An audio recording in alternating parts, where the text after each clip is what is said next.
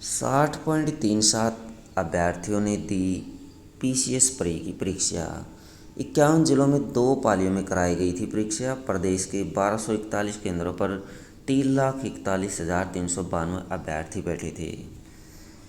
सम्मिलित राज्य प्रवर अधीनस्थ सेवा पीसीएस 2023 की प्रारंभिक प्री परीक्षा रविवार को 2 पालियों में कराई गई।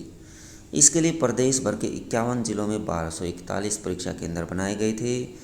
इन केंद्रों पर अभ्यर्थियों की उपस्थिति 60.37% रही। 60.37% उपस्थिति रही।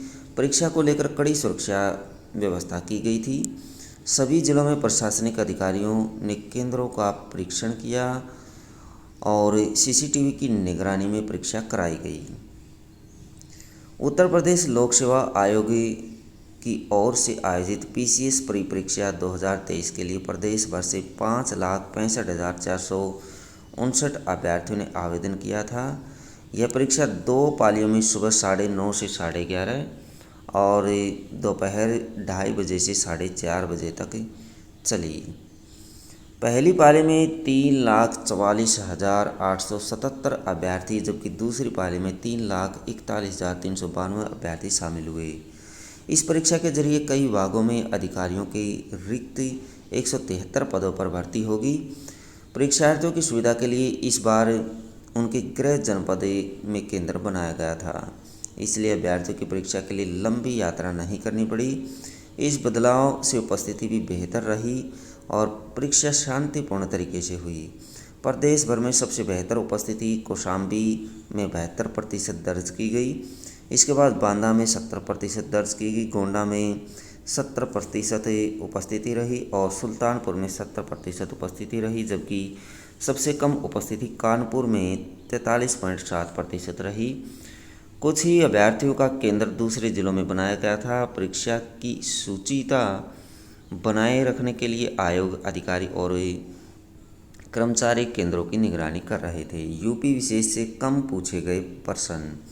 उत्तर प्रदेश लोक सेवा आयोग ने इस बार पीसीएस की मुख्य परीक्षा में वैकल्पिक विषय खत्म करके यूपी विशेष के 2 प्रश्न पत्र लागू कर दिए थे। इसलिए अभ्यर्थियों को उम्मीद थी कि पीसीएस प्री में यूपी विशेष के ज़्यादा प्रश्न पूछे जाएंगे, लेकिन ऐसा नहीं हुआ। यूपी विशेष के प्रश्न कम ही आए। इस बार सबसे अधिक पर्यावरण पारिस्थितिकी से प्रश्न पूछे गए। अंतर्राष्ट्रीय मामलों पर कई प्रश्न थे। कुछ प्रश्न केंद्रीय बजट पर आधारित थे। संघ लोक सेवा आयोग की तर्ज पर कथन कारण वाले प्रश्न बनाने की कोशिश की गई, लेकिन अधिकतर प्रश्न फैक्ट आधारित रहे। परीक्षा राज्य व्यवस्था, इतिहास, भूगोल के प्रश्नों पर आधारित रही। विश्व भूगोल से भी कई प्रश्न पूछे गए। विज्ञान से भी कई प्रश्न पूछे गए। परीक्षार्थी प्रशांत कौशल ने बताया कि परंपरागत प्रश्न पर्याप्त रहे। G20 के मुद्दे से जुड़े 2 प्रश्न पूछे गए। पिछली परीक्षा की अपेक्षा इस बार प्रश्न पत्र का तरीका काफ़ी कुछ बदला हुआ था। परीक्षार्थी मोहम्मद रिजवी ने बताया कि द्वितीय प्रश्न पत्र में 25 प्रश्न हिंदी और 40 प्रश्न गणित व रीजनिंग के थे। पूछे गए कुछ प्रश्न। फिरोज तुगलक के नागरकोट अभियान के दौरान किसने संस्कृत के 300 पुस्तकों का अनुवाद किया था? 2022-23 में गरीबी उन्मूलन के लिए अंतर्राष्ट्रीय दिवस का विषय क्या है? कौन सा संगठन दिल्ली में वायसराय लॉर्ड हार्डिंग पर बम फेंकने के लिए उत्तरदायी था? 2023 में न्यूजीलैंड का प्रधानमंत्री किसे चुना गया? भारत में जनगणना का कार्य सर्वप्रथम कब किया गया था?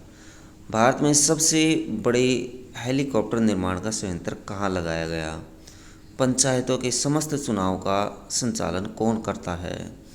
चरक संहिता कितने अध्यायों और खंडों में विभाजित है? लोकसभा की प्रथम महिला स्पीकर कौन थी? 1857 में बरेली में क्रांति का नेता कौन था? जननी सुरक्षा योजना का प्रमुख उद्देश्य क्या है? चंद्रप्रभा वन्य अभयारण्य उत्तर प्रदेश के किस जनपद में स्थित है? दक्षिणी गोलार्ध में हवा का बाईं ओर विक्षेपित होने का कारण क्या है?